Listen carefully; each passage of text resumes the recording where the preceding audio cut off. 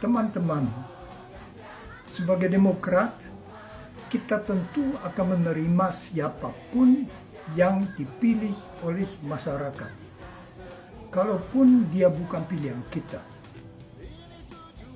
Akan tetapi dengan satu syarat, pemilu harus berlangsung secara jujur, adil, dan transparan. Dan itu berarti aparatur negara, polisi, militer, ASN, Bawaslu, KPU betul-betul netral.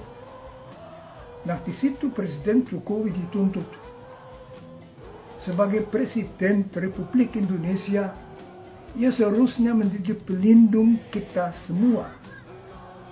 Nah, kok beliau secara terbuka dan kemana-mana mempromosikan paslon nomor 2? Kok ia tega mempromosikan anaknya sendiri sebagai calon wakil presiden, padahal itu hanya dapat tercapai dengan manipulasi di Mahkamah Konstitusi yang oleh majelis kehormatannya sendiri dinyatakan sebagai pelanggaran etika yang berat. Teman-teman, amat penting siapa yang kita pilih memimpin Indonesia untuk 5 tahun mendatang. Orang yang kita pilih harus dapat kita percayai. Jangan kita memilih orang yang bermasalah. Jangan kita memilih orang yang pernah terlibat korupsi, yang ada masa lampau yang gelap, orang yang tangannya berdarah.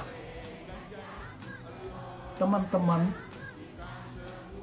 saya mau ingatkan 2 pemilu sebelumnya, tahun 2014 dan 2019. Dalam demokrasi, para warga negara sama-sama mencari yang terbaik. Tetapi di 2 pemilu itu terjadi yang lain. Para pendukung penantang Jokowi dengan sengaja mempolarisasikan masyarakat.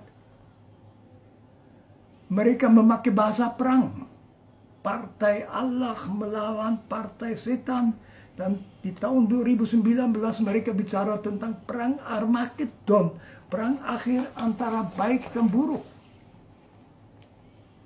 Teman-teman, itu jahat. Itu hasutan ke perang saudara.